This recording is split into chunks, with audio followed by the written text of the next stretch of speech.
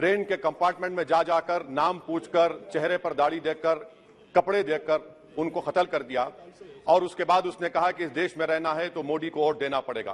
कहते जब नूह में 750 इमारतों को बगैर ड्यू प्रोसेस फॉलो किए उनके इमारतों को मुनज़्ज़म कर दिया गया, और इसलिए कि वो मुसलमान थे। मुल्क में एक नफरत का माहौल, बल्कि एक आतिश को पैदा कर दिया गया, मुसलमानों के खिलाफ नफरत का माहौल। ये 9 साल का इनका ये कारनामा है। कुर्सी है तुम्हारा, ये जनाजा तो नहीं, कुछ कर नहीं सकते तो उतर क्यों नहीं जाते? आपको एक मसला बना दिया गया और मुस्लिम बच्चों को तालीम से महरूम कर दिया गया। क्या ये आपका लिबर्टी ऑफ कॉन्शियंस है? कहां गया आपका ज़मीर? मैं ये पूछना चाहता हूं, बिल्किस बानो इस देश की बेटी है या नहीं? जिस बिल्किस बानो को 11 लोगों ने रेप किया, प्रेग्नेंट थी, उसकी मां का रेप किया, उसकी बेटी को कत्ल कर दिया, उसकी मां का कत्ल कर दिया, आपने कातिलों को रिहा कर दिया। और कुलभूषण जाधव कहां है? पाकिस्तान में बैठा है, आप क्यों नहीं लेके आते? आप विश्वगुरु कहते हैं, कुलभूषण जाधव को भूल गए आप। कतर में 8 नेवी ऑफिसर 1 साल से जेल में हैं, आप नहीं ला सके उनको।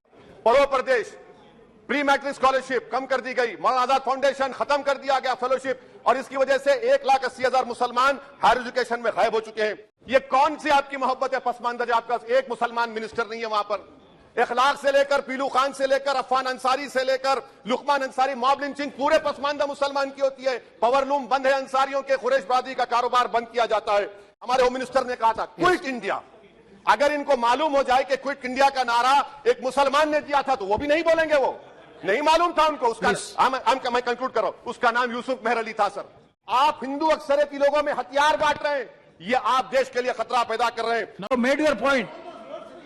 You have made your point. Now Asauddin Owaisi, please. शुक्रिया चेयरमैन साहब, आपने मुझे बोलने का मौका दिया। मैं इस तहरीक अदम एतमाद की तायद में खड़ा हूं जिसको टीआरएस पार्टी और हमारी पार्टी ने दिया, जिसको स्पीकर साहब ने कबूल किया।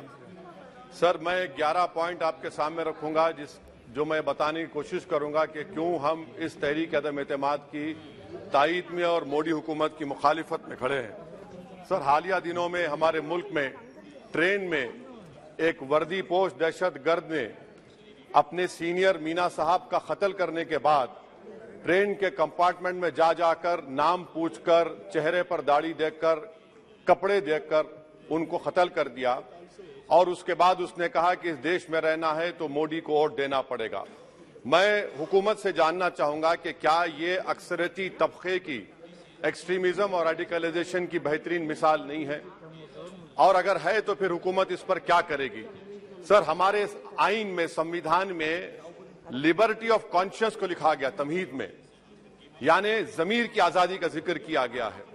मैं हुकूमत से और खास तौर से वजीर आजम से जानना चाहता हूं कि कहां गया इस हुकूमत का जमीर, कॉन्शियंस जिसको अंग्रेजी में कहते हैं, जब नूह में 750 इमारतों को बगैर ड्यू प्रोसेस फॉलो किए उनके इमारतों को मुनज़्ज़म कर दिया गया, और इसलिए कि वो मुसलमान थे, पूरे के पूरे इलीगल थे।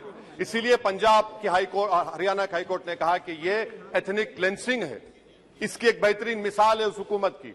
तीसरी है कि इस मुल्क में एक नफरत का माहौल, बल्कि एक आतिश को पैदा कर दिया गया, मुसलमानों के खिलाफ नफरत का माहौल।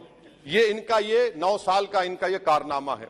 तीसरा सर, मणिपुर के ताल्लुक से कल बड़ा लंबा जवाब वजीर दाखिला ने दिया। सर, आसाम राइफल के ऊपर केस बुक हो जाता है, एफआईआर हो जाता है। क्या हो रहा है वहां पर? कहां गया आपका कॉन्शियंस, कहां गया आपका जमीर जब वहां की महिलाओं की अस्मत रेजी की जा रही है? और आप मुख्यमंत्री को नहीं हटाना चाहते इसलिए क्योंकि वो कोऑपरेट कर रहा है।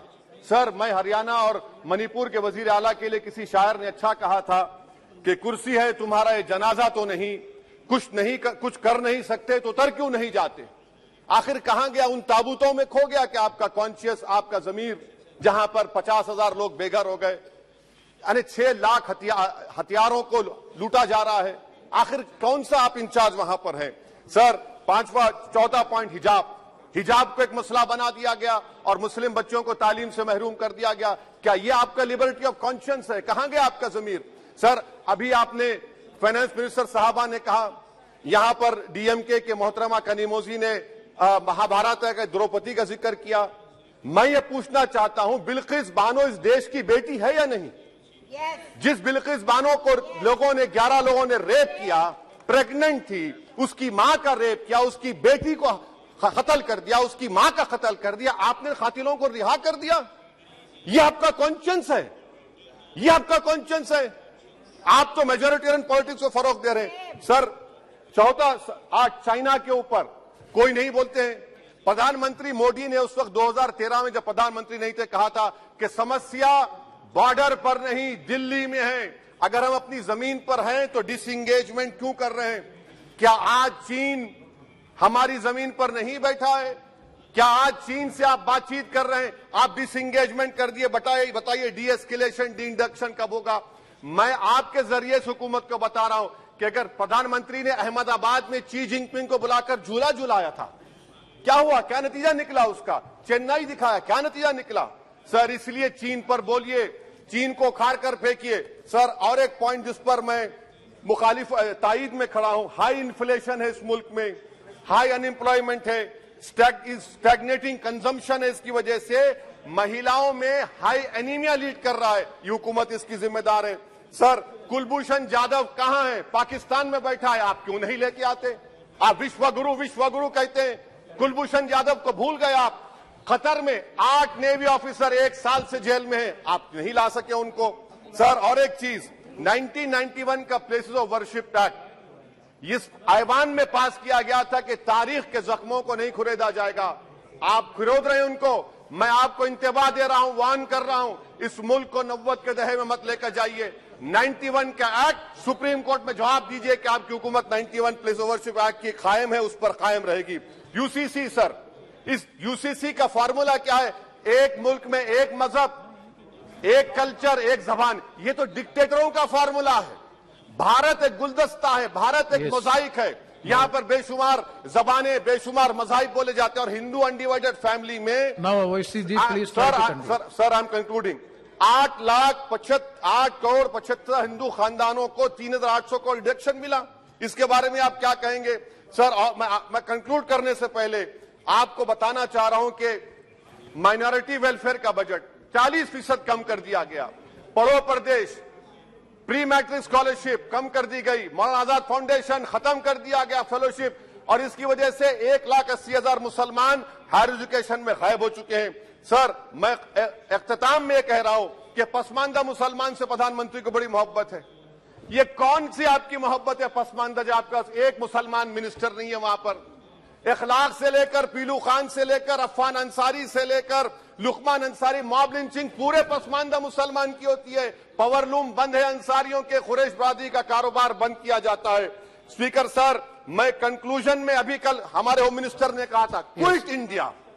अगर इनको मालूम हो जाए कि क्विट इंडिया का नारा एक मुसलमान ने दिया था तो वो भी नहीं बोलेंगे। वो नहीं मालूम था उनको। उसका मैं कंक्लूड कर रहा हूं, उसका नाम यूसुफ मेहर अली था। सर, यूसुफ मेहर अली ने क्विट इंडिया का नारा बनाया, जिसको महात्मा गांधी ने सारे देश में एक पैगाम किया। मैं कंक्लूड कर रहा हूं सर, इस देश में अगर आज क्विट इंडिया करना है तो कहना पड़ेगा चाइना क्विट इंडिया। जो गौ रक्षक है, जिसका नाम मोनू है, वो आपके लिए मोनू डार्लिंग बन गया है, उसको कहिए क्विट इंडिया। सर, जो लोग तुष्टीकरण की राजनीति आप कर रहे हैं, आप हिंदू अक्सरियती लोगों में हथियार बांट रहे हैं, ये आप देश के लिए खतरा पैदा कर रहे हैं। Sir, I'm concluding।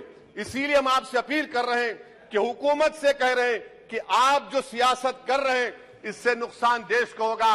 प्रधानमंत्री जब खड़े होकर जवाब देंगे, हम उनसे पूछना चाह रहे हैं, पॉइंटेड क्वेश्चन है, क्या देश बड़ा है या हिंदुत्व गोलवालकर की आइडियोलॉजी बड़ी है? मैं इस तहरीक अदम एतमाद की तायीद में खड़ा हूं और हुकूमत की मुखालिफत में। सर, एक आधा मिनट सर। सर, दो लोग, दो महाज है इस मुल्क में, एक चौकीदार है, एक दुकानदार है।